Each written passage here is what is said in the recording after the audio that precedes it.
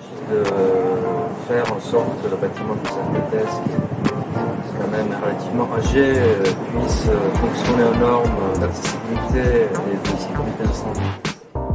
Le CFPTS lui-même est quand même assez complexe, puisqu'il y a aussi bien des locaux très pointus en son, des locaux très pointus en lumière, des locaux très pointus.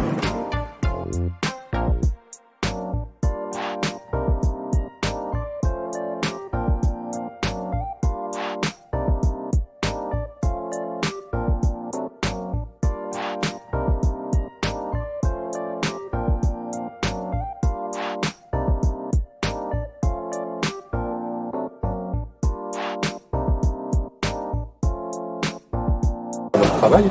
On a quand même été largement secondé, notamment par des gens comme Thierry Malvoisin, qui a joué un rôle de pivot qui nous a largement facilité la vie, parce qu'on n'aurait pas pu aborder toute cette complexité avec chacun des interlocuteurs sans son interface.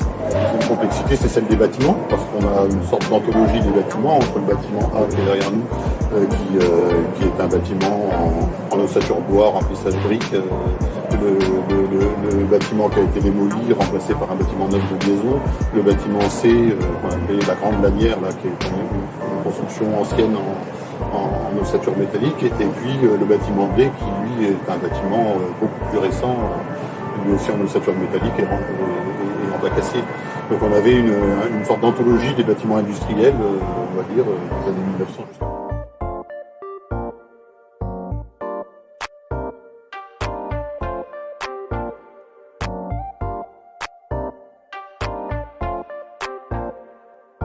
Des équipements très très techniques dans les salles, avec des salles très très spécifiques qui doivent répondre évidemment à une sorte on appelle ça d'ergonomie et de principe, voilà, il faut que ça marche quoi, faut que ça marche. Donc on avait des salles évidemment plus techniques que d'autres, mais à chaque fois avec des spécificités, que ce soit sur les lumières, que ce soit sur le son, que ce soit voilà.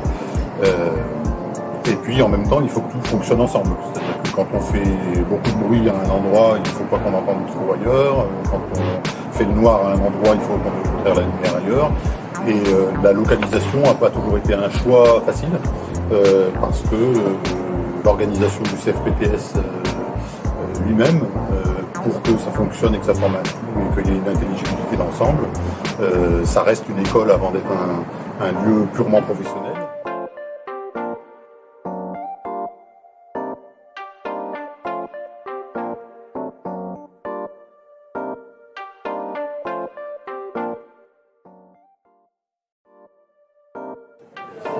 Le CFPTS, on a tout de suite ressenti la vie même de cet établissement, où il y avait autour de la cour, qui avait une configuration différente de celle d'aujourd'hui, quand un espace un peu central qu'il fallait forcément retrouver dans le projet, sinon on aurait perdu à notre sens. Voilà, notre diagnostic s'est terminé effectivement sur cette prévision d'organiser surtout en termes de circulation et de fluidité des circulations, le CFPTS autour d'une ruche, en quelque sorte, d'une cour. Évidemment, on s'est aperçu que le CFPTS vit déjà à l'époque autour d'un espace dans lequel les gens se rencontrent. Et on a voulu absolument le conserver, voire le magnifier. Ce qui est la raison pour laquelle nous avons proposé un bâtiment de liaison avec les coursives extérieures qui participent à cette vie de la cour.